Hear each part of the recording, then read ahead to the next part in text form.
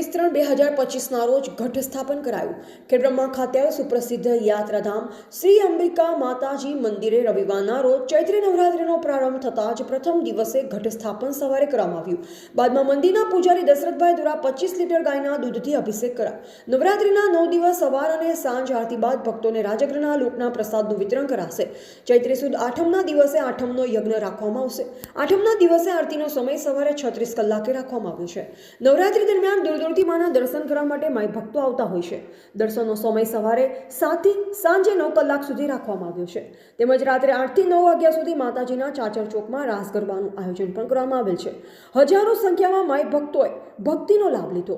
Reporter Jayesh Thakor સાથે શૈલેષ પટેલ, જિલ્લા bureau chief, Sabarkantha. બ્રહ્માજીની ભૂમિમાં ખેડબ્રહ્મામાં Brahma Vishnu અને મહેશના તેજમાંથી પ્રગટ થયેલા જગદંબાના સ્થાનમાં અહીંયા મા જગદંબા સાક્ષાત વિરાજમાન છે। ત્યારે આજે ચૈત્રી નવરાત્રિનો પ્રારંભ થયો છે। આજે મા જગદંબાનું ષોડશોપચારથી રાજોપચારથી પૂજન થયું, ઘટસ્થાપન થયું।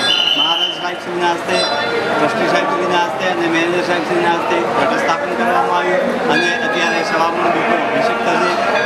આજથી ભક્તોમાં ખૂબ જ આનંદ ઉત્સાહથી ખૂબ જ આનંદ દેખાય છે અને ખૂબ ભક્તો આવ્યા છે।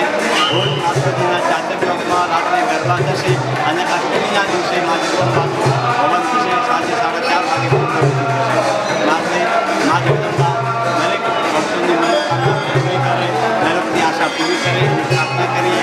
સર્વે ત્રાટવિનાશમ સર્વે બંધો નિરામયા સર્વે ભદ્રાણી પ્રત્યંતો મહાકાશે મા જગદંબાની કૃપાથી આ સ્થાનનો ઉદય થાય, આવનારા ભક્તોનું મનોકામના પૂરી થાય એવી